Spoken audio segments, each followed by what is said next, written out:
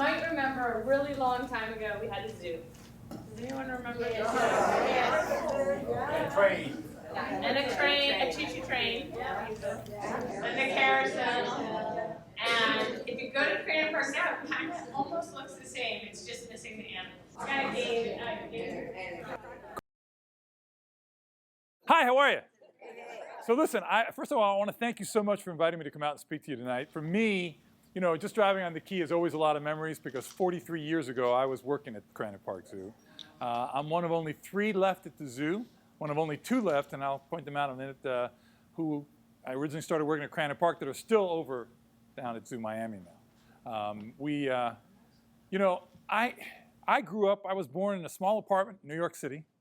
Grew up, my father was a Cuban immigrant. My mother was the daughter of a Colombian immigrant and German immigrant. And my exposure to animals was limited to Sunday nights at 7:30. I don't know how many of those of you remember. 7:30, right before The Wonderful World of Disney, was a show called Mutual of Omaha's Wild Kingdom. That show was like going to church for me. I would watch that show, and there were 2 gentlemen on that show. There was Marlon Perkins, and then there was Jim Fowler.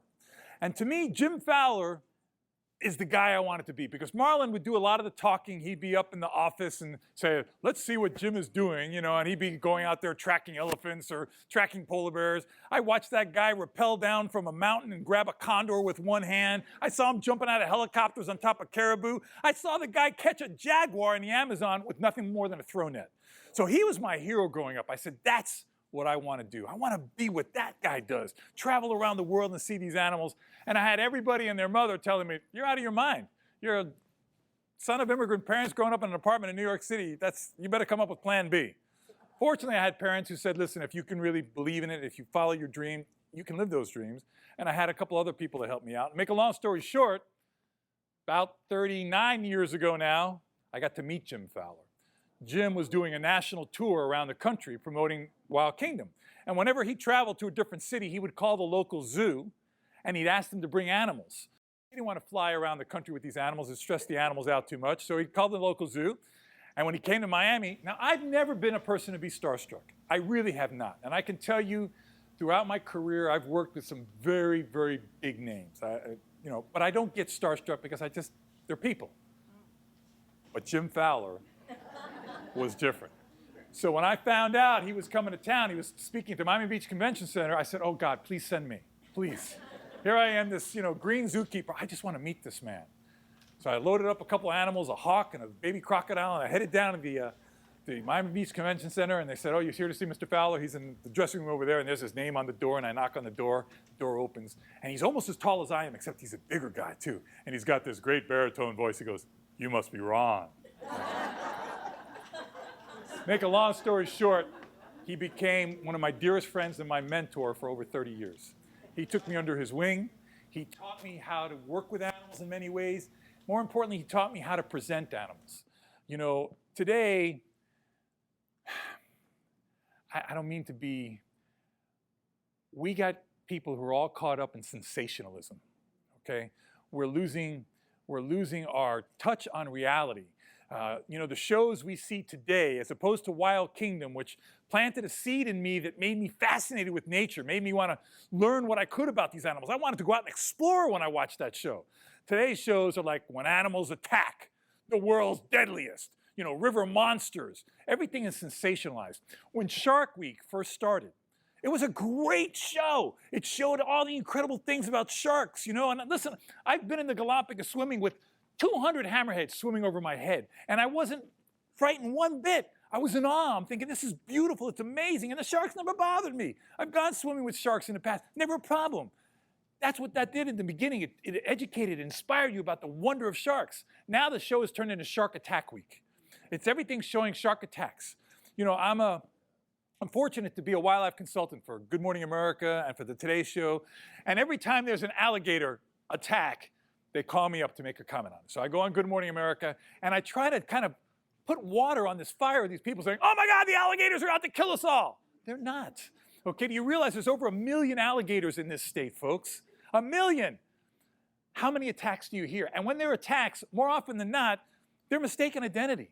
You know, I try to tell people all the time, listen, you live in Florida, you have to assume that in any body of fresh water there can be an alligator here. They travel, they go anywhere. It could be in your swimming pool, for God's sake. All right? But here's the deal. Don't go walking along bodies of water at dusk or sunset, and don't be walking your pet along any body of water, because the alligator doesn't know that that's Fido. That could be a raccoon, it could be a possum, it could be a duck, it could be the things that it normally feeds on. And what happens is it'll come out to get your dog, and then of course you want to protect your dog, and people go to protect their dog, then they get bitten by the alligator, and then we got a major problem. And you know, if you look at the overwhelming majority of these attacks, when someone's killed, they usually retrieve the body totally intact. Why? Because the alligator grabs them, brings them in, goes, this is not what I eat. Unfortunately, it's too late for the person because they take them underwater and drown them.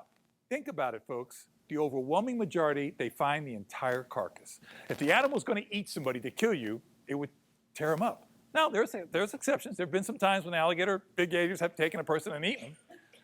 But the overwhelming majority, it's a mistaken identity. So we need to just try to understand, and that's what Jim taught me. He taught me, you know, if you learn to properly respect animals, you shouldn't put yourself in a position to be afraid of them.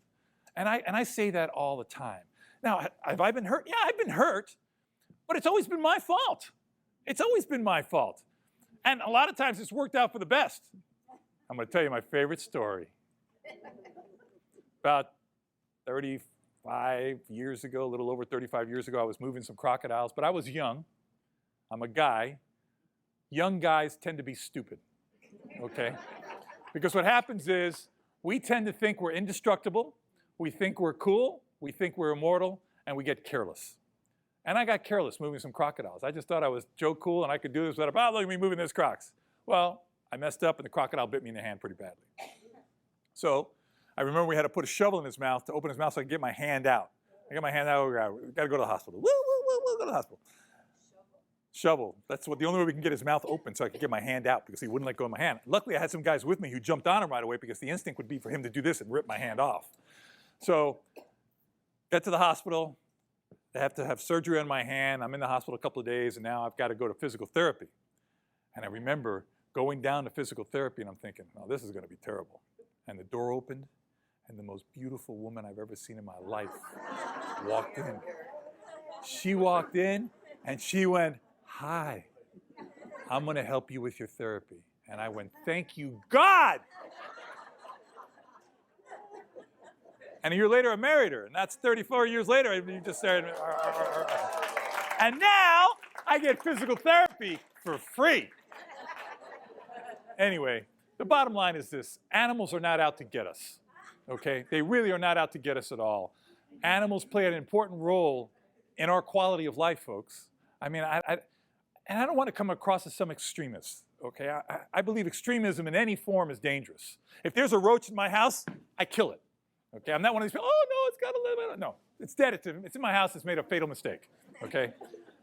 But at the same time, we have to understand things, folks. First of all, you know, we tend to gravitate towards the big animals, you know, the pandas, the elephants. It's easy to raise awareness about them. But we think about other things like the pollinators, the butterflies, the bats, the bees. Do you understand that 1 out of every 3 bites of food you put in your mouth is directly connected to a pollinator? They make it possible for us to eat by pollinating plants, the things that we need. Protecting these things, we're not just protecting the animals, we're protecting ourselves. And at a time now when development has just gone crazy, I mean, they're paving over everything. We got to slow down, folks. Developers don't like to hear this, but I try to tell the commissioners all the time. I go down to the commission, I give them a piece of my mind, and people look at me, they go, you know, those are your bosses. I go, I don't care. Because here's the bottom line, and I don't say this disrespectfully, and I've told this to my director at the zoo, I've told this to commissioners, I go, I report to you, but I don't work for you. I work for the people of Dade County. Their taxes are paying my salary. And we have an obligation to do the right thing to do that. So that's where I get involved. Now, I also have an advantage in that I've been working now at the zoo for 43 years. And I've developed relationships, especially with the media here. So I think a lot of county officials know it's not going to be that easy just to squash me and make me go away. Because I'm not I have no filter. And I just feel a moral obligation that we have to try to protect this stuff. There's going to have to come a time, folks, when we say in certain areas of Florida, no vacancy. It's done. Got to move somewhere else, okay? If there's a hotel and the rooms are all taken, you don't put them in the hallway. You don't build a new room. It's no vacancy. This belief that commissioners have to say, well, we have an obligation. We have people keep moving out. We got to build more. No! There comes a time when enough! Wait for somebody to die and buy their house. But other than that, there's no vacancy. We're filled up. We've got to understand that. And I don't understand this mentality that we're beholden to these developers to say, no, we got to keep building. Run for mayor. No, I can't. They tried hard. They tried to have me run, and I would not do it. Yeah. Anyway, okay, so look, we're here to talk about the Crandon Park Zoo. And this is where I got my start. And I'll tell you what, you know, Zoo Miami is a great place. It's really evolved, and you'll see how it's evolved as we go through these programs. That's the old Crandon. That's my patch from my uniform. It was built around the giraffe. And Crandon Park Zoo started by accident, folks. Here's the original letter. This is dated in 1948, March 10th. And the way the Crandon Park Zoo started was that we had a guy doing a traveling show through Key Biscayne. His truck broke down. He couldn't afford to make the repairs. He had to fix the truck. He paid for the truck by trading in these animals. He traded in 2 Russian black bears, $75 each. We gave him $150 worth of credit. 1 ocelot, $50. An African green monkey, $35, and a rhesus monkey, $35. $270 for those animals to pay for his repair bill for his vehicle. That's what started the Crandon Park Zoo, okay? So you have a little history there. That's the original letter, signed, like I said, in 1948. It is March 10th. Yes, look at that. Holy jeez, I didn't even realize that. March 10th, 1948. So now, we had a zoo. We had a zoo. There you see the old original Parks and Recreation Department logo. This is how they kind of made the thing. The giraffe became the central theme for the zoo, right? Even though they never had any giraffe, at least not then. But it's the way. This is a classic example of how marketing people don't communicate with the people actually working with the animals. The giraffe became the logo. That was the entrance sign for those of you that may remember it, going into Crandon Park Zoo. And we had the Zoological Society of Florida. Before, we had to use area codes all the time. And 361 was the number that said Key Biscayne, right? So that was the number, Zoological Society of Florida. Now, a lot of these images, folks, are going to be terrible, okay? Because they're Polaroids. They're like black and white Polaroids. They're just going to be terrible. But I want to try to just tell the story. That was the entrance. That was our big entrance. We used to have these young artist days, Zoological Park, even Ronald McDonald there doing his little thing, greeting people. It was so family-oriented. But there was no real concept about conservation. We had this great place on the beach, let's do it there. And we saw that. The park itself was gorgeous. Crandon Park, I mean, for me, I'm 20 years old working at Crandon Park. I worked weekends for sure because the beach was full on weekends, and they would come over in their little bikinis and stuff and walk all over the zoo, and I'd be raking like this. I'm a 20-year-old guy. All I'm thinking about is these beautiful women coming over from the beach, just walk. I mean, I know that's a horribly politically incorrect thing for me to say, but I have no filter. I'm going to tell you exactly what I was thinking. These are just beautiful. I can't believe I'm working here. Every day I'm driving across that bridge, the sun, and I came right as the sun was rising all the time. I'm thinking, this is my job? Are you serious? So it's a beautiful park, just an incredible place. This was the first, well, not the first, but one of the first brochures we had for the zoo. I saved all of these things. I have kind of an archive that I kept myself, and it's good because Hurricane Andrew destroyed the entire zoo archive at Zoo Miami, at Metro Zoo. So all of that was lost. So my wife, who always gets in my case with I'm such a pack rat, I save every little thing, okay? But that showed me, you know, and it was great. Look, admission free, hours there, 1,200 mammals, birds, and reptiles. But they counted like every little fish, every little thing like that, okay? So it was great, you know? All the types of birds here we had, you know? This was famous, the white tiger princess. The first white tiger to come into the southeastern United States, the second white tiger to come into the country, okay? So she was a big thing. You know, pygmy hippos, all these birds, and the little barn. You'll see we go through all this stuff. That was the map of the zoo.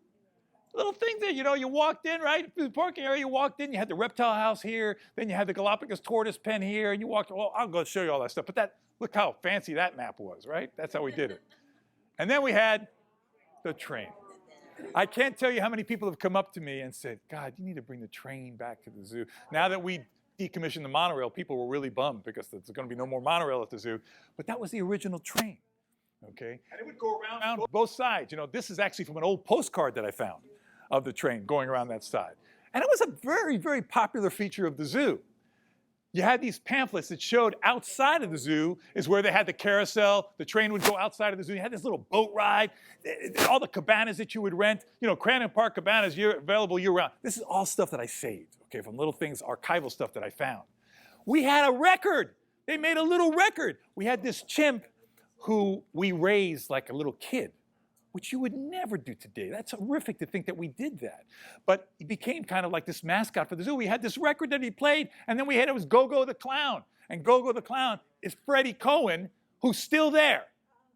He's 88 or 89 years old now. I'll show you a picture of him towards the end. And he's the longest employee. He retired for a while, but he's come back, and now he's just part-time.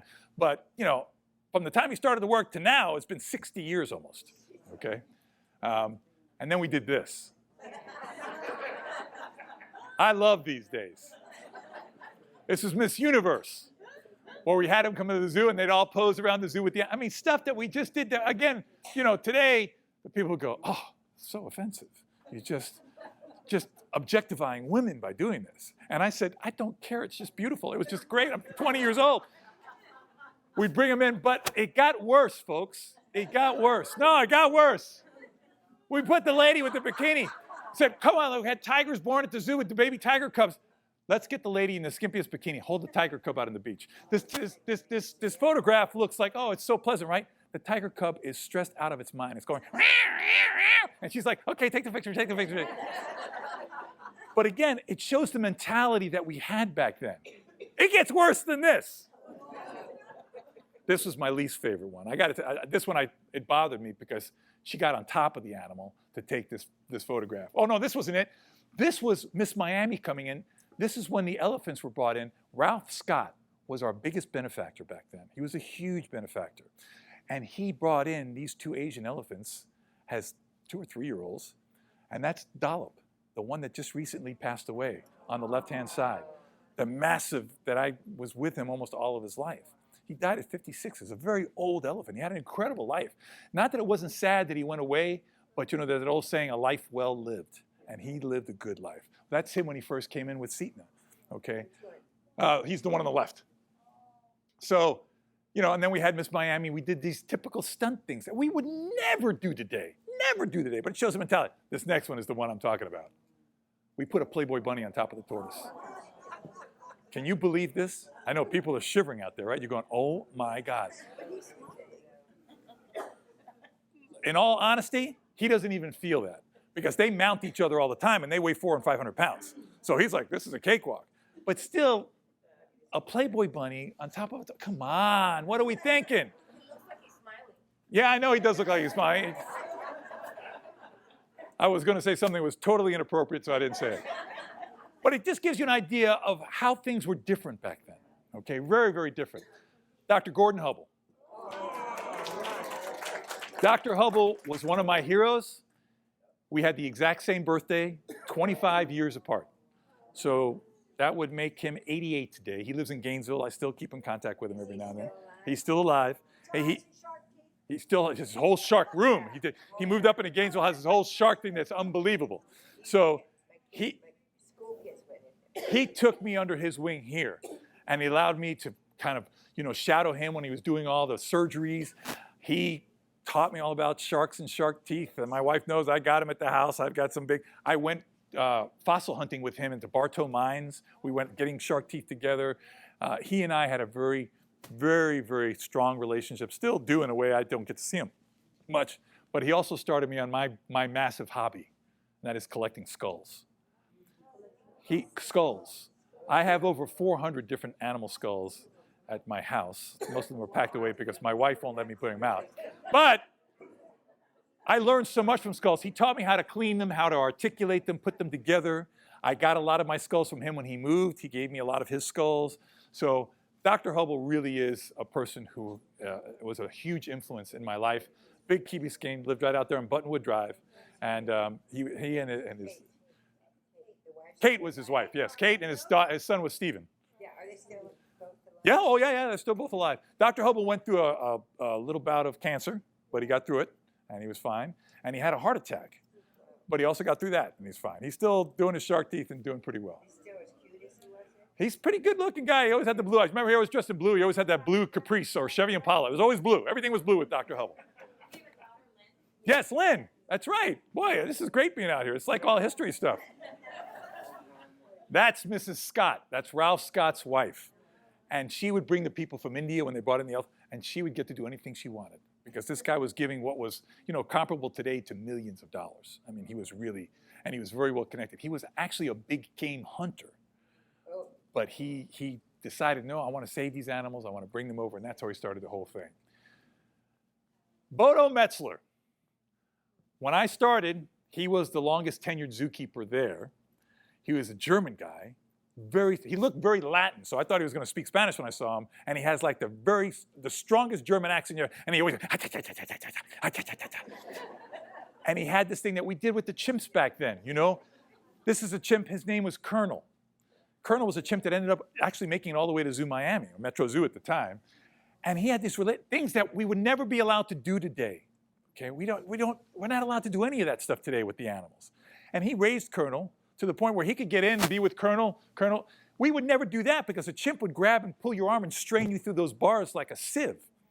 Okay, a chimp would kill you, but back then it was different. It was a whole different thing. The old uniforms that we had, these gray uniforms at the park and recreation thing, and he had this relationship with all the primates that he worked with. Okay, he would just have this one-on-one, the big circular gibbon cage. We let things like this happen.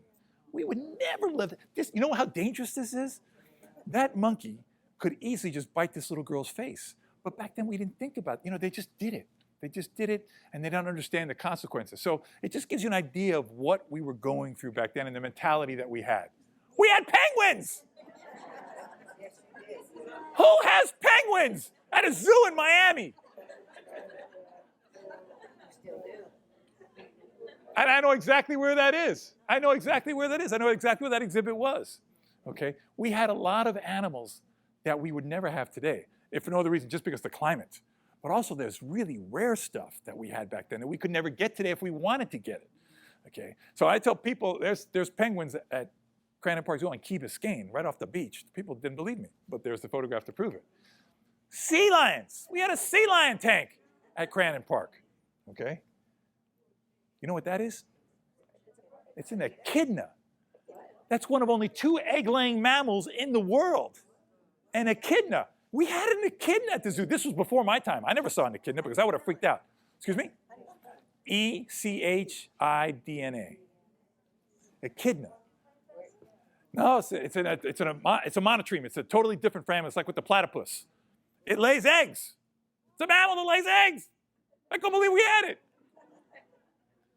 The fruit bats that were in the aviary in the children's zoo. You remember that big aviary in the children's zoo? You can smell them 100 yards before you got there. That was the worst job I had to do when they said, McGill, you got the bat cage today. Oh, God, because it was such a strong ammonia, it would make your eyes water. I felt like people were putting knives with Clorox up my nostrils. It was horrible. But that was at the top there. Today, that same aviary looks like this. That's what it looks like today. But you would normally walk there. There were all plants in here, and all the bats were up in here. They were all up in here. But this was all netted over, and this was an aviary, a free flight aviary. But that's what it looks like today. Okay? The reality is, this place was not very good for animals at all. And you can tell, and this is a Pallas cat. I would love to have a Pallas cat now, but it's such a rare, we don't have them now. But back then they imported animals not under the premise that we're going to breed them and maintain a captive population. Back then it was like, we'll just get more out of the wild. They were just, today, understand folks, that 99.9% of every animal you see in the zoo today was born in the zoo. Zoos do not take animals out of the wild anymore, okay? So, Princess, that first white tiger in this horrible little cage, ended up dying of feline leukemia. If you go to Zoo Miami now and you go into the zoo administration building, she's stuffed in a box. And whoever stuffed her was the worst taxidermist I've ever seen in my life because she looks like she's posing for an Alpo commercial. It's a horrible mount job. But she died. It's a huge thing, and she's mounted. Ralph Scott sent her to India to have her mounted because she was such an iconic animal. Oh no, I only had the best mounter. And I think freaking Stevie Wonder mounted her because it was just terrible. She wasn't that old. She was like 6 or 7 years old. She died of feline leukemia. Feline leukemia, which is basically transferred by cats. You know, she got it because of just feral cats that walked in and out. We had these animals born, you know, we had lots of animals born at the zoo, but all those animals were exploited in a way. It was just picture opportunities. You know, it wasn't, I tell you, I get sometimes physically ill thinking about the things that happened back then with animals. You know, we had a litter of lions born, and we just put them in a cardboard box, bring them outside, start taking pictures with them. I mean, things you would never do today. It's incredible what happened back then. Seton had her elephant. I was there the night this elephant was born. It was in July of 1980, and I was there when this elephant was born. It was a historic thing. It was the first and very last elephant ever born in the history of the zoo, in this tiny little place at Crandon Park. We've never had another elephant born, and they've tried. They've tried to do all kinds of things. Never had another. And that elephant's name is Spike, and he now lives up at the National Zoo at Smithsonian. Okay, but I was there when he was born with Bill Doss, and I'll never forget it because I was the night keeper that night. It was born like about midnight, and as a night keeper, let me tell you the stories of being the night keeper at the Crandon Park Zoo. Well, you rode on a bicycle, okay, and I had a little flashlight, and you had this little thing you had to check, you know, go to these different posts without the zoo and check it to make sure you were checking all the areas. And you know, I'd be riding the bicycle, and a raccoon would run in front of you, possum, and I was all freaking out. But then they had this one old house, a historic house, they put back in the back of the zoo that they were doing some kind of preservation on or something like that. So I went to check the house because there was always some neat lizards in there, some geckos and stuff like that. And I went in there one time, and with the flashlight, I go into the corner, and there's a homeless guy in the corner. And he goes, "Ha!" And I went, "Ah!" I was like, it freaked me out. It was like unbelievable. The stories, I'll tell you what, unbelievable. This was the most historic birth ever at the zoo. This is an aardvark. And his name was Artie. And he was the first aardvark ever born in captivity in the entire Western Hemisphere. He got so much publicity, and he ended up winning what is analogous to the Oscar Award for zoos. It's called the Bean Award, 1967, and it was awarded for that birth. And that was the most prestigious, it still is the most prestigious award any zoo can win in the Western Hemisphere. And Crandon Park Zoo won it because of Artie the aardvark. It became this huge following here. I mean, they made coloring books, Artie coloring books, you know, and that spurned other coloring books with that crazy chimp that we were having that had coloring books. It was all over the place. It was all so commercialized, okay? It became, this was a painting made by T.A. Strausser, one of the designers of the zoo. It's Dr. Hubble's good friend. And this became the cover of the magazine for the zoo. So they would do a magazine for the zoo, advertising everything going out. You all remember the Rainbow Bridge going over to the Children's Zoo? Okay. You go over to the Children's Zoo, you went over the Rainbow Bridge, and the Children's Zoo is back here with the little red barn. We had the, you know, the windmill here. Yeah. It was really, to me, it's 100 times better than the Children's Zoo we have at the zoo now. It really is. They have this wacky barn, but this was so much more realistic, so much better. You'd walk through, you go to the back, and all the livestock would come up to you, and everybody would just be, engaging with these animals. We had an otter exhibit back there. It was really, really beautiful. The pot of gold. That pot of gold now is at Zoo Miami. We bought that over because it was such an iconic part of people's memory of going to the Children's Zoo. So the pot of gold is at Zoo Miami, and now it's got this sign there next to it. This giant pot of gold stood for man. Many years at the entrance to the Children's Zoo at Crandon Park. And it's in memory of Patty Leon Singer, who I was very privileged to work with for many years, who tragically died of cancer when she came over to the zoo. And this is Patty right here. Again, I was very privileged to work with her for many years, but that pot of gold was dedicated to her because she was such a great keeper, such a good person. And that brings me to some of the other people that have been for long term at the zoo. Freddie Cohen. Freddie has been there, like I said, from the time he started to now, it's 60 years. He hasn't worked all that time, and he's just part-time now. And he's on in age, and he's very frail in health, but boy, he's kind of symbolic. He's the guy who played Go-Go the Clown. He would dress up as a clown on weekends and come to the zoo for the kids. So that's Freddie. And then to me, the person who trained me when I started at Crandon Park was this gentleman here, Carl Birch. And here's Carl working way back when. And Carl's one of these guys that, to me, if I had to pick an MVP of the zoo, it's Carl Birch. He is one of the most dedicated people who never wants any attention, never wants any spotlight. He doesn't ever tell people what to do. He shows people what to do. He won't ever ask you to do something that he doesn't do himself. He's the absolute model leader, model supervisor, brilliant. During lunch, he would read the dictionary. I'm like, Carl, what are you doing? I'm reading. You never know these words. They're great words. He's just so. No, I'm not in that photograph. I took the photograph. So, but Carl today is this. So Carl is really, Carl is my hero. He really is. He's the one who trained me, and to this day, he is the person I most admire at the zoo. In all my years, that's the man I most admire at the zoo because he is a leader by example. What he knows, his knowledge about animals. He's the kind of guy you give him a couple of paper clips and he can build you an aviary. He's an amazing, amazing human being. He's at the zoo. Yeah, he's at the zoo. Yeah, no, he's still there. He and I are the only two there, last full-time people who worked at Crandon Park. We're the last two. So other than that, everybody else is new. Nobody else has worked at Crandon Park. And Crandon was beautiful. You know, it was a beautiful park. You come in, you sit there, the swans are in the front lake. It was just a beautiful, beautiful place. We had the Oudads. Remember the Oudad Mountain? You had the Oudads went up the big thing. All the mountain goats would go up there and they had the tubes that they go into. So we had the Oudads. We had hay row. We called it hay row because the row was the buffalo, the camels, the antelope, all the animals that ate hay, basically. It was all one row on the back end of the zoo. You walk down hay row, and that's what it looked like. But it was just these stark pens. You know, it was just sand and bars and fences. That's all it was. Rhinos. This is Mohan. Mohan ended up going down to the zoo too, and I just forgot her name. I'm forgetting a lot of names lately. I don't know what's happening. No, not Cora. Cora was a black rhino. Shanti. It was Mohan and Shanti were the two that Ralph Scott bought. He bought them as calves and flew them from India to Miami. So they were also gifts there. You know, the giraffe pen. I mean, we had them all in this little tiny pen. I mean, it was just a shoot of a pen, okay? The Galapagos tortoise, and then you saw the reptile house in the back, right? You just walk under there, all the windows were there, right, with all the reptiles, and then the Galapagos tortoises. One of our Galapagos tortoises is still there at the zoo now. Oh yeah, he's still there. That's Goliath. He's 105. And this is what you see. You know, the people walk around, you bend over, you see little things there. And the thing was, the park was so beautiful. You know, the Crandon Park is a gorgeous park, and they call it Crandon Gardens now because it is. It's just a beautiful place. The pits. Remember, you went up the hill and you looked in the pits, and you had all the alligators and the crocodiles in the pits.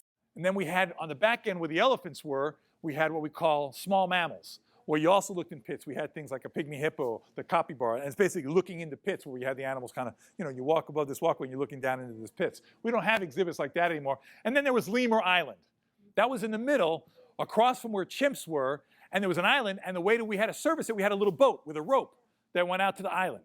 So we'd have to get on the boat, and we'd go out there to feed the lemurs. And the lemurs would jump on the boat and stuff, but we had to make sure they didn't get the other way or they get out. You know, I mean, stuff that you could never do today. You could never do this stuff today. But it was so funny. So the lemurs just had free roam on that island, and we also put some macaws, some parrots on that island. So you go out there and have the little island in the middle there. It was across from that big, beautiful tree that's in the center of the gardens that everybody likes to take their wedding pictures at and stuff like that. And I remember that tree. As a matter of fact, my initials are carved in that tree from 1980. But again, then you went to small mammal row, and they sometimes called it monkey row. We had small mammals and monkeys. But it was just like this. It was, and this is what made it so. I found this clipping from the Miami Herald, and I looked at it and I went, wow. How narrow is our mentality about animals? Modern cages offer great comfort to animals at Crandon Zoo. Can you believe that? I looked at that and go, are you out of your minds? Modern cages, because it wasn't comfort at the animals at the zoo. It was this. It was animals behind horrible bars, on concrete floors with nothing. No matter where you looked, they would be pacing back and forth. This is why zoos have a horrible reputation that they're going to have a hard time rebuilding, making people understand. Because I understand why certain people hate zoos, because this is what they remember. And I would hate this too, okay? This is not an animal that's relaxed. It's an animal that's stressed. It's an animal that's, you know, beyond itself here, because it's in basically a horrible prison. And these are things that I try to make people understand. These are the things that were done wrong back then. Imagine putting tigers together in a horrible little cage like this. Lions in a horrible little cage with nothing more than a platform Or maybe even, that's what the white tiger, and they would fight. It was horrible. And they would give them nothing more than a tire to chew on. That was the enrichment. So this is something I try to bring across to people. Listen, we have many times these romantic memories of Crandon Park Zoo, but I can tell you the reality was for the animals, it was not a good zoo at all. It was terrible. It was a beautiful park, but not a good zoo. Things that we did back then without even thinking. Here's a cheetah, a predator, exhibited on a fence line next to the giraffe. So think the giraffe is always looking at this cheetah pacing up and down, and the cheetah is always looking at the giraffe. These are things that, you would think it's common sense, but back then, just put them in. This is okay. Let's put them in there. See?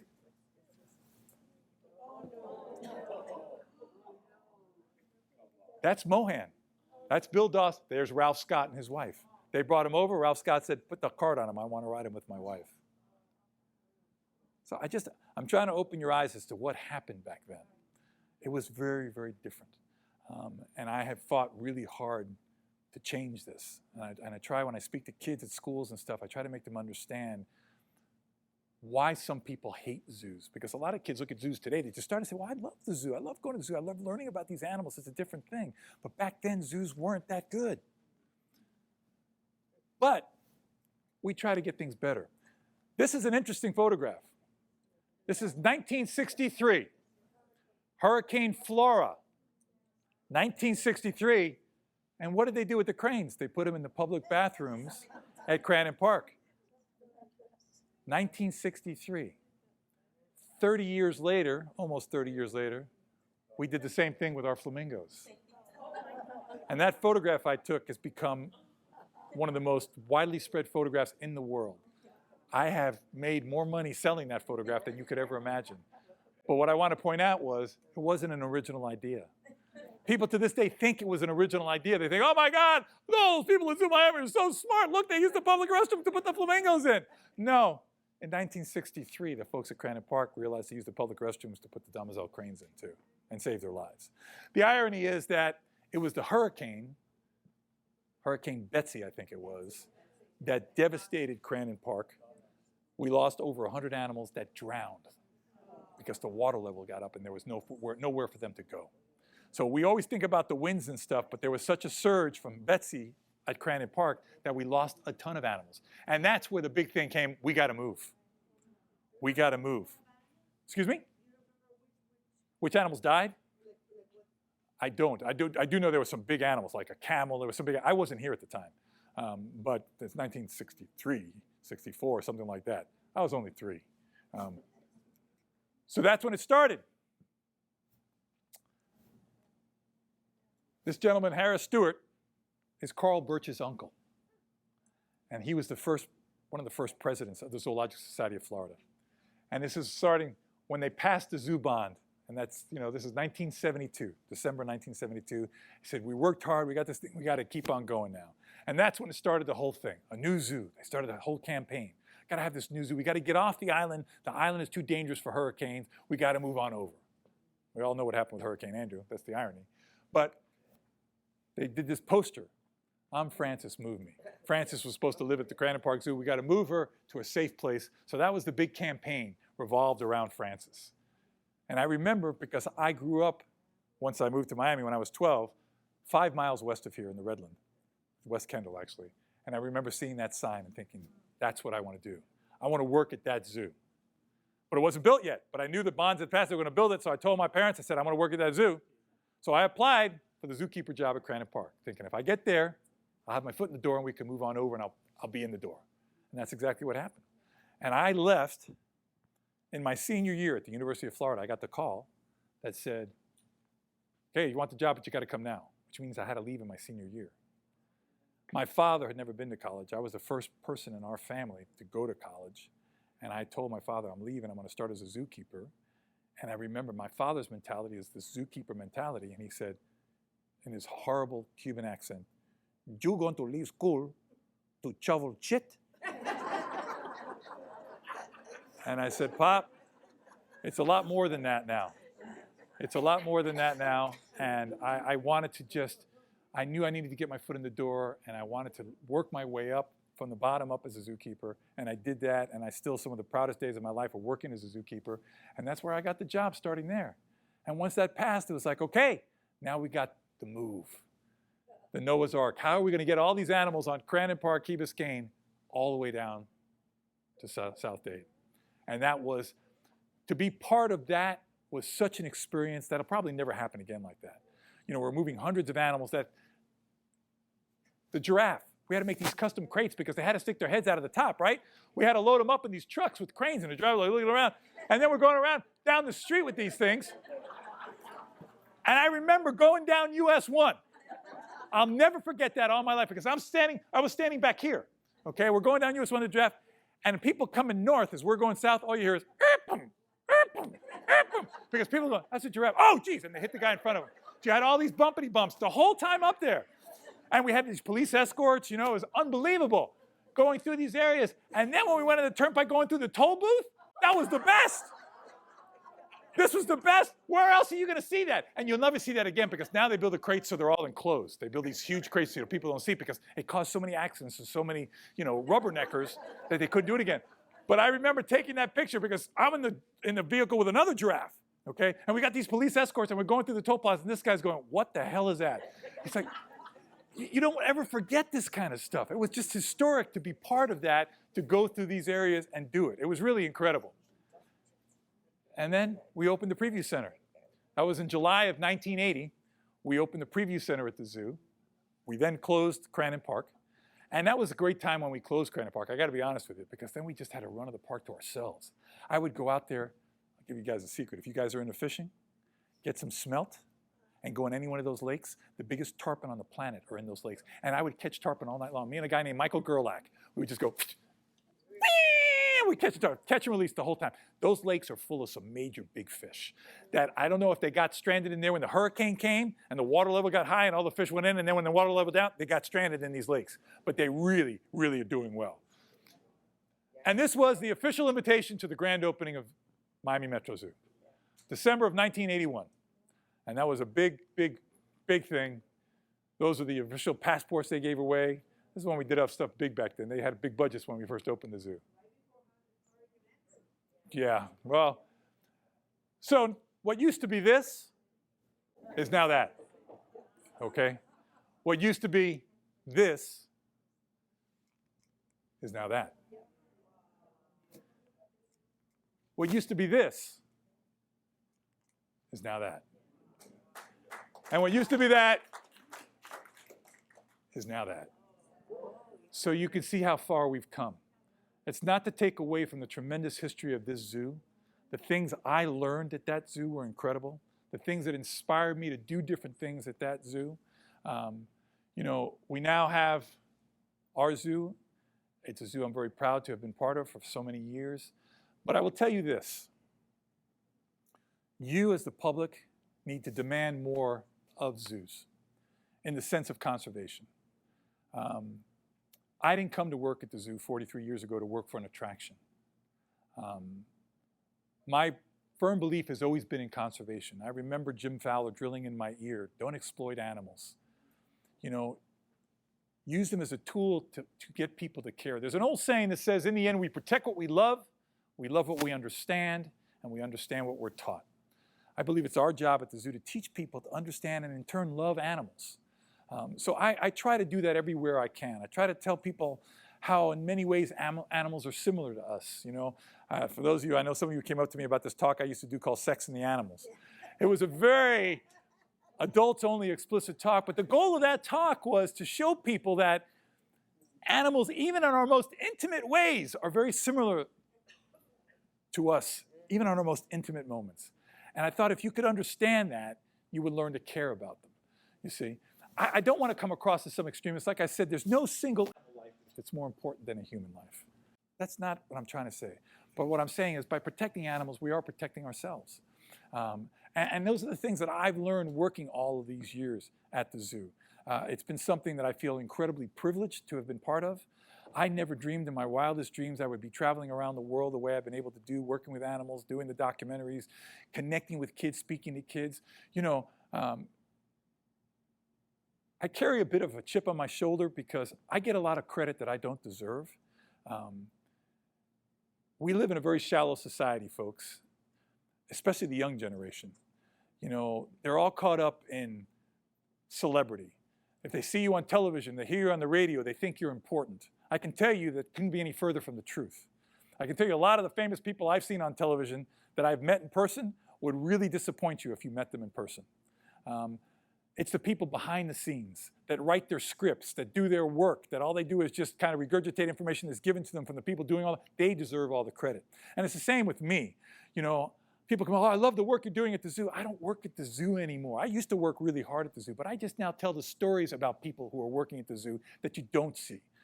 They really deserve all the credit that I'm getting that I don't deserve, because I'm just a storyteller now. I'm just trying to gauge people to care about this stuff, but it's the people you don't see that are working so hard. I remember those days as a zookeeper when I was out in those pens in the pouring rain. You still had to clean, you still had to feed, you still had to care for the animals. It rains now, I go into my office. It's not fair. It really isn't fair, and I carry a big chip on my shoulder because of that. So I want you to appreciate and understand it's the people you don't see that really are working so hard behind the scenes at that zoo, that are doing things, and the mentality has totally changed. I'm going to be honest with you. I had real issues with the zoo. I almost quit the zoo because I was disappointed at the amount of money they were spending on conservation, or I should say the lack of money. They opened this Amazon and Beyond exhibit, for those of you who may remember years ago. They spent $50 million on that exhibit. You know how much money of the $50 million went to actual conservation of protecting those animals in the wild where they belong? $30,000. And let me tell you why it was $30,000. Because the giant river otters, which are part of that exhibit, Columbia Zoo would not give them to us unless we donated $30,000 for their conservation. So they had the right mentality of saying, no, we're not just giving you this. You're going to have to donate. So that's what I call a pay to play. That's not what I call true altruism. That's not what I call really donating for conservation because it comes from the heart. It's like giving the minimum so we can get the damn otters. So I really lost my temper with that. And I said, that can never happen again. And then we opened up Florida Mission Everglades. And again, I'm not trying to badmouth the zoo. I'm just trying to be transparent with you onto where I'm coming from. And having been there for 43 years, I can speak to you from experience. We opened up Florida Mission Everglades. Big hooped it. Oh, look what we're doing for the Everglades, blah, blah, blah, blah. $33 million. You know how much of that money went to any kind of Everglades restoration or conservation? Zero. And I went into the director's office after that, and I go, you should be ashamed of yourself. Because I'm ashamed to say I'm working here, that you're saying, oh, look what we're doing with the, well, we're educating. It's got to be more than that. You can't just educate now. You've got to put your money where your mouth is. When you build these multi-million-dollar exhibits, you've got to put a budget line in that development that says this much money is going to help Everglades restoration, because if the zoo is the last place we can see these animals, the zoo has failed as an institution. That's the bottom line. And it was after that that I went in there. I said, you know what, I'm going to start my own conservation endowment. And they laughed at me. I said, who are you? You're a zookeeper. You're not going to start anything. You're not going to be able to raise any money. Well, it really, excuse my French, it just pissed me off. And I left the office, and I remember telling my wife, I go, I'm going to do something. I don't know what I'm going to do, because I don't know. I'm not a fundraiser. I don't know how to do that stuff. Well, I knew I wanted to start an endowment because an endowment enabled me to have sustainability. You know, we would have a project. We have to raise money for this capital project. Raise the money, spend it. Okay, now we got to raise money again. Well, you got to have something. I wanted to create like a pension, okay, for wildlife. And I knew to do that, I'd have to raise at least $1 million. So I started raising. And and people started listening to the story, and they started giving. And then, you know, I would have like $200,000, $300,000. And then there were projects that really needed the money. I said, oh, let's do it. I said, no, I'm not touching any of that money until we get to $1 million. And then we're only going to touch the dividends produced by what that money is invested in. And we got to it. We got to $1 million. And I'm very proud to say that the Ron Magill Conservation Endowment at the zoo is the largest conservation endowment. The zoo now has tried to start their own one, out of shame, basically, because I was embarrassing them. I said, listen, and I want to thank you all because your organization gave me a check for that endowment tonight. So I really want to thank you for that. But the bottom line is this. I know now, and now there's over $2.5 million in that endowment. And I know I give away tens of thousands of dollars a year. Not one penny of that money can be spent at the zoo. It can only be spent on conservation, what we call in situ conservation projects, or scholarships for people working in conservation in the field. So it supports education and it supports actual work, like buying vehicles for research. That kind of stuff is what I've done. Buying radio collars. We've done that through the endowment. And that's what allows me to continue working at the zoo. It's what gives me any kind of credibility to allow me to do that, because again, I don't want to work just for an attraction. I want people to care about this conservation. We've got to make sure that the animals we have at the zoo will always have a place to live out in the wild. Because if we don't, if we lose the wild, folks, it's going to be a really sad day, and we're losing wild every day, every day. So it's really important to me that we continue that. And that's what keeps me going at the zoo. Just continue to raise money for the endowment. It works really well. It's done through the Zoo Miami Foundation, so it's fantastic. So your donation is totally tax deductible, so thank you for that. And I know that if I left here today and dropped dead in the foreseeable future, the endowment will keep on giving money every year. It's like a pension plan. Long after I'm dead and gone, that money will continue to go to conservation. That's what we have to do. We have to leave a legacy that way. And that seed was planted in me at Crandon Park Zoo.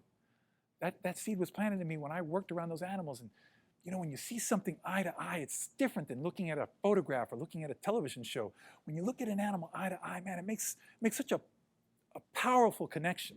And that's the value of zoos. The value of zoos is they provide windows into that world for, listen, in a perfect world, we wouldn't need any zoos. In a perfect world, everybody would be able to go to Africa to see an elephant walking across the plains, to the Amazon, see a jaguar hunting, to the Arctic, to see a polar bear. We don't live in a perfect world. And I want to make sure that children, especially underserved children, can go to a place to get that connection. Because I was one of those kids from an immigrant family in a small apartment that got this seed planted. And what I've been able to do is because of that seed that I got originally at the Bronx Zoo and then just nurtured at the Crandon Park Zoo. So that's the value of that. That's why I ask you to support the zoo, but demand from the zoo too. Demand that they're doing. They have to do more for conservation now because to be AZA accredited, they're saying you have to give a certain percentage of your gross budget to conservation every year. We're still not there, but they're trying to get there. But make sure you demand that of people. I've been very inspired by people throughout my life, and you know, Jim Fowler is one of the big ones. I'm going to tell you a really quick story because I want to recognize someone who's here tonight, who is an amazing woman. Starry is sitting over there, and I don't know if you all heard the story about the zoo angels that I met many years ago. After Hurricane Andrew, I went around just doing presentations about what happened at the zoo, the hurricane, and this and that. And after one of the presentations I was doing at the Riviera Country Club in Coral Gables, this elderly gentleman came up, shuffled up to me after the presentation. And I'm going to be honest with you again. He was dressed so simply. As a matter of fact, it looked as if he'd gotten the clothes at Goodwill 10 years ago. Okay, I'm going to be honest with you. And he came up to me and he said, he gave me an envelope. He goes, I've been following you, and I just want you to know I believe in what you're doing, and I want to give you a little help. Now, I had a lot of people come up to me after the presentation, so I said, oh, thank you very much. You know, I put it in. I said, I'll kind of, no. He goes, no need, and he just shuffled away. And then I started talking to other people and stuff like that. And I got back to the office, and I remember, I said, oh, I got this envelope. Let me see what. And I was expecting maybe a $10 check, a $20 check. It was a check for $90,000. And I looked at it, and again, I'm embarrassed and ashamed to say this. I said, I remember that guy. He's probably not all with it. You know, he's got that figure in his head. He says, I got checks in the book, money in the bank. I'll just write it. And as a matter of fact, if you saw the way he wrote it, it looked like it took him 10 minutes to write it. It was like, you know, very shaky writing. He signed it. I said, well, I'll deposit it. It's going to bounce from here to LA. Like, boom, it went right through. I went. I contacted him. I said, oh my God, I don't know what to tell you. I had no idea it was this much. I said, he goes, the only thing I ask is that you don't tell anybody where you got it. I said, I promise. Now, if you've ever worked for a nonprofit, the development team, where did that money come from? What's his name? What's that? Nope. Nope. I'm not telling you. And I had the assistant director of the zoo. You have to tell people. I don't have to tell anybody. I promised him I wouldn't. A year later, to the day, calls, there's somebody here to see you. Mr. Al Samai. I said, my God, Mr. Samai. I go, yeah, just have him come, bring him back to my office. He comes in, shuffling in. He takes another check, he puts it on my desk. He goes, thanks for keeping your part of the bargain for $100,000. And I got emotional. I'm thinking, Mr. Samai goes, please, call me Al. I'll never forget that. He was about this tall, very slight man. And I said, is there a way I can just meet with you and talk to you? I want to make sure I'm doing the right thing with this money. Okay, and he invited me over to his house. He goes, here's the address, you can come here on this day. And I'm expecting, you know, that he's kind of like an enigma, like he's a hermit recluse, but this wealthy man, he's going to be behind a huge walled mansion someplace, right? I drive up. It's this little, humble little home right off of Bird Road in 57th. I drive up, there's a 1986 Datsun B210 in the driveway that looks like it's ready for the dump any day. Al is sitting in shorts and a nice little shirt on one of those little beach chairs, you know, the kind you buy in Walmart that has the vinyl stripping on there, on his porch. And he shuffles up to me and goes, "Come on in." And I'm like, this is surreal. He opens the door, and I walked into this immaculate home. I mean, it was immaculate, but it was a time warp. Everything in there was from the 50s and 60s. Furniture that was immaculate, pristine. I'll never forget they had this, one of those General Electric radios, you know, the big one with the knobs like this, and it worked. And it worked. And it was on top of a big tube television with that no remote control. You had to turn the channel like this. This is in the 90s. And I looked and I sat down, and then all of a sudden, this absolutely stunning, again, very slight woman. I'll never forget the most piercing, beautiful blue eyes I've ever seen in my life. And she goes, "Oh, hello." She had an Irish accent to her. She goes, "I'm Winnie. Nice to meet you." And he would look at her like a boyfriend looks at a girlfriend on the first date. I mean, it was the most incredible reflection of a loving couple. And I asked him, I said, "Al, you've given me almost $250,000. Why don't you get yourself a new car and a new television set?" And he goes, "Those work fine." There was a whole different mentality to him. He wore this old Timex watch that even Winnie would say, "Albert, why didn't you get a new watch?" "This one works fine." And I asked him, I said, "What is it that caused you to do that?" He goes, he grew up in the Depression. He grew up delivering ice blocks, and he told me about it. He would ride in the back of the horse, the carriage the horse would drive through, and he carried the block, walk-ups. There were no elevators. And he put it in the box. And that's what, you know, that's the first time in my life I put together where the term icebox comes from. They just got a block of ice and he put it in a box, and that's how they kept things cold. And he said he would watch the horses suffer. They'd beat the horses to make them go. And he said, if I ever get the chance to care for animals, I'm going to care for animals. And I go, "Al, if it's not too personal, how did you get the funds to do this?" He goes, "I remember his father was an alcoholic that he chased out of the house. He and his mother and his sister were growing up in poverty in this horrible Depression era. But he said, I remember going with my mom to pay the Con Edison bill every month. And we would not eat to have to pay the Con Edison bill. And I said to myself, if I ever had 2 nickels to rub together, I'm going to invest in Con Edison." And that's what he did. Every penny he saved, he started investing in utility stocks back in the 30s. And he never cashed out a single one of them. And they just kept building and building and building.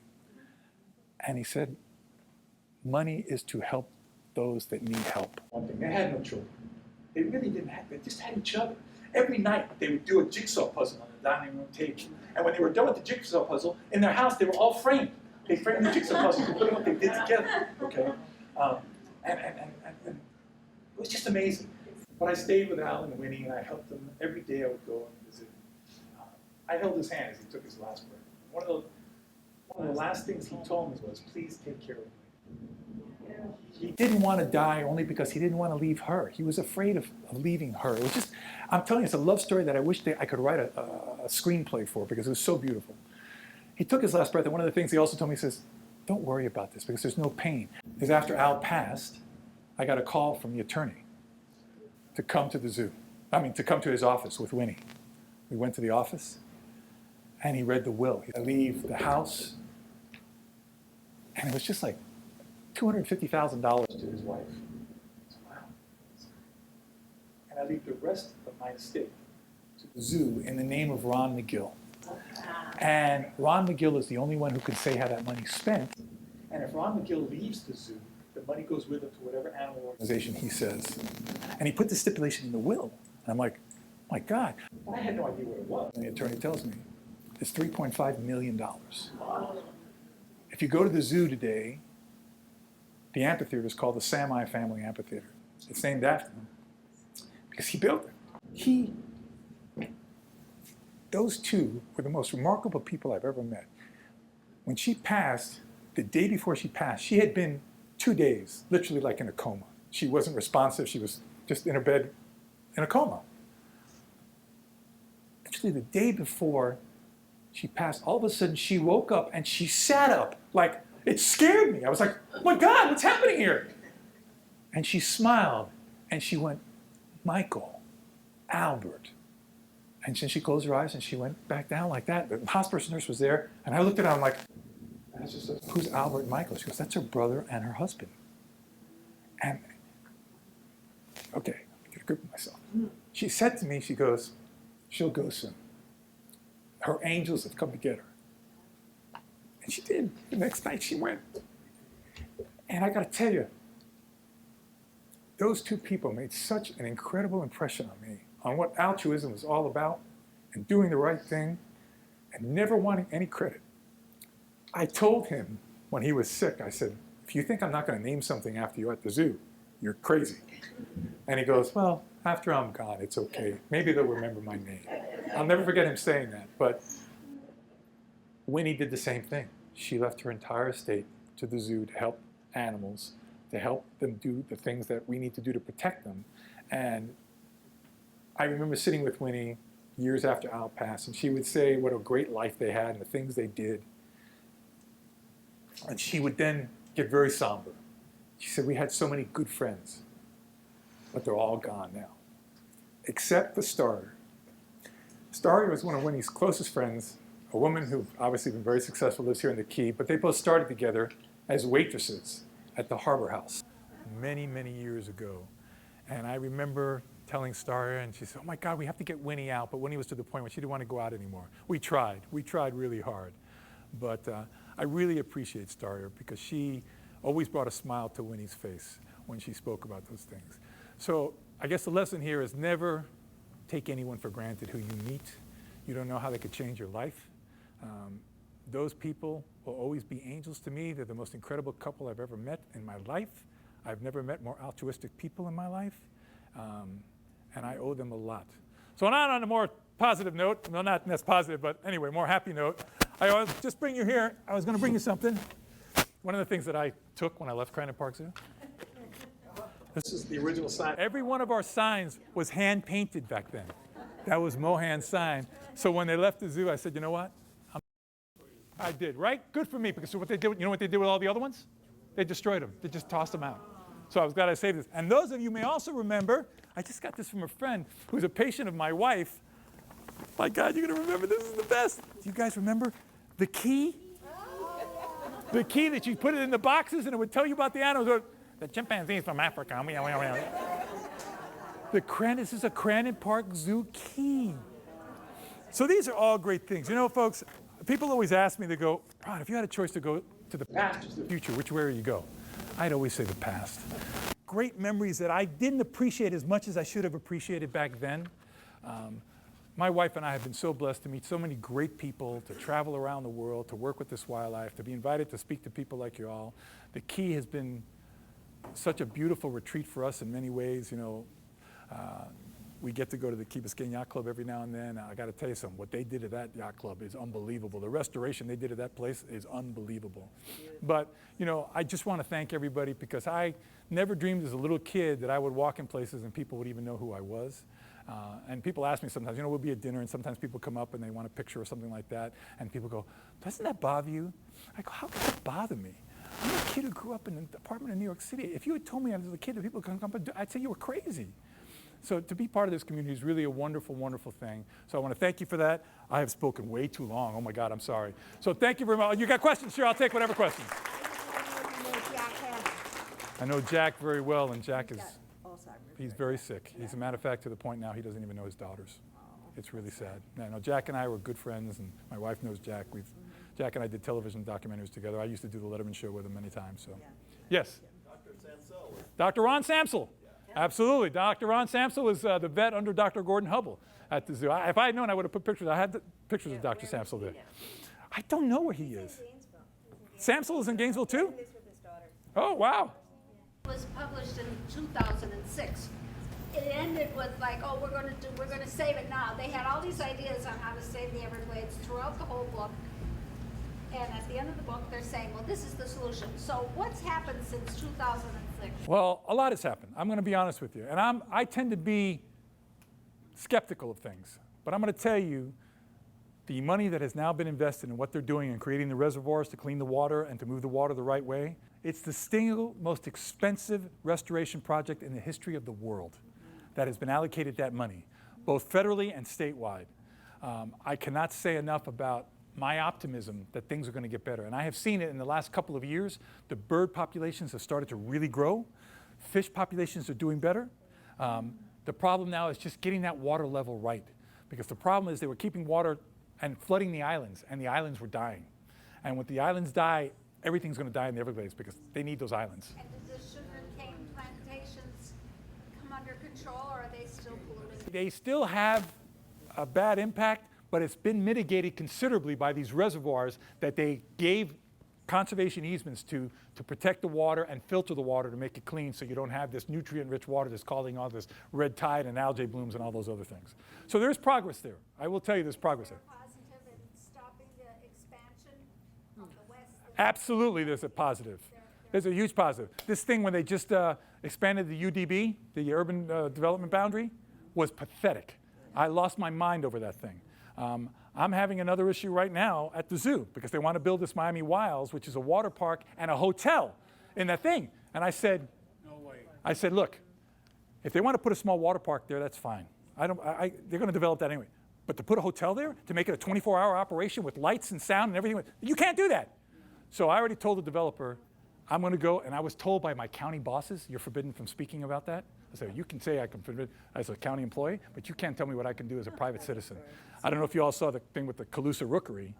Okay, well, they said the same thing to me, and I said, you know what? Excuse me, screw you. I took a day off. I went down to the county commission as a private citizen. I shook my finger at those guys. I said, you got this all wrong. You guys are wrong. And then I was, afterwards, my bosses, and they wouldn't put it in writing. I said, please put it in writing what you just told me. I said, those are your bosses. Those are your bosses. How dare you challenge them? How dare you challenge the county attorney who said everything was done properly? You're not an attorney. I go, I don't have to be an attorney to know what he did was wrong. And then 3 weeks ago, we won in court. The judge said, we were right, they were wrong. So they have to start all over. Yeah. Do you ever promote or advocate to some of your audiences to go out and go into the zoo park, or what used to be our zoo, and ride a bicycle or walk through it? I do. Because it is still really a beautiful. Oh, I do it all the time. And now they have the beautiful birds there. They got the sandhill cranes are in there. One sandhill crane. It's not close. There's only one now? One. What happened to the other one?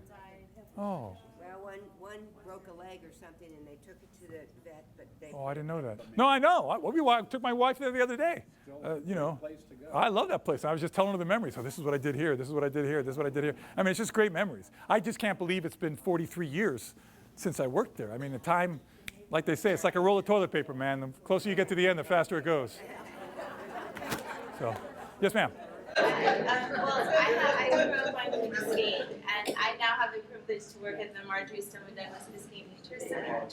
And so one of the things that you reminded me when you stated about, no vacancy, is also, and you probably, many of you have known this too, that there's so many new people moving here to South Florida, and there seems to be a lack of education, or I assume it just, people need to learn about conservation, simple things like not flushing birds when you walk down the beach, fertilizer ordinances. And I just think that these are the things that we should all somehow maybe see real estate agents or something to try to educate people about how special it is to live in such a fragile ecosystem that buffers an urban area and one of the most, historical ecological preserve, Biscayne Bay and Absolutely. the coast. No, you're preaching to the choir, trust me. Yeah, I'm trying my best. well, I mean, to everybody here, take a moment. Do they do private encounters at the zoo for children, like a special VIP behind the scenes thing? They do. You can contact them, yes, they do. Used to have sleep over there. They do still have the sleepovers. They call them snores and s'mores. Yeah. Yeah. Orphans they had back in the children's zoo area? They weren't there when I was there, but I heard about them. Yeah, I heard about them. I mean, the Crandon Park Zoo has a tremendous history. It really does. It really has a tremendous history. So. Question. Yes, ma'am. Were the penguins and the The echidna? Oh, the sea lions? Were they with, had cold water, was refrigerated? They survived. They're warm weather penguins, but not warm water penguins. No, they're warm weather penguins, but not warm water penguins. Galapagos. You ever jump in the water in the Galapagos? Let me tell you something. First time I jumped in, I said, it looks like beautiful Caribbean water, clear, beautiful reef. And I jumped in there without a wetsuit, and I realized why those sea lions go, oh, oh, oh, because it was so cold. I'm serious, it was so cold. I jumped out of the water so fast it turned purple because the Humboldt current comes up there. The same thing in South Africa with the black-footed penguins. That current is cold, cold water, man. So they can get out of the water and be in a warm climate, but the water's got to be cold. That's why the penguins didn't last long at Crandon Park. Yes, ma'am. There were some wonderful things about the zoo, the Crandon Zoo. I would wheel my children absolutely. down there, and they got to be so close to the animal, and they loved it. I loved it. So I feel a little sad. Yes, but at the same time, this is about education. But I never thought about But them the animals being in this didn't love it cage. necessarily. Yeah, the animals didn't Yeah, love it. I They never didn't have thought of that. they didn't have a choice. They were forced to be in Yeah. something that stressed them out. You have to understand that a lot of that was strictly out of boredom. You're in a little cage and there's something, okay, something, but mentally they just were not there. So, like I said, I have a lot of great memories myself, but looking back, there's also things that bring tears to my eyes. Oh, I remember that too. I remember because we'd always go to the place called the Sandbar when I worked out here. The Sandbar. I went to the Sandbar all the time. And we'd be out to the Sandbar and you hear, oh, oh, Yeah. oh. So this is great. Where in the world can you hear this kind of stuff? Folks, thank you very much. Thank you, Ron. I hope you have a great weekend. All right, thank you. Appreciate it.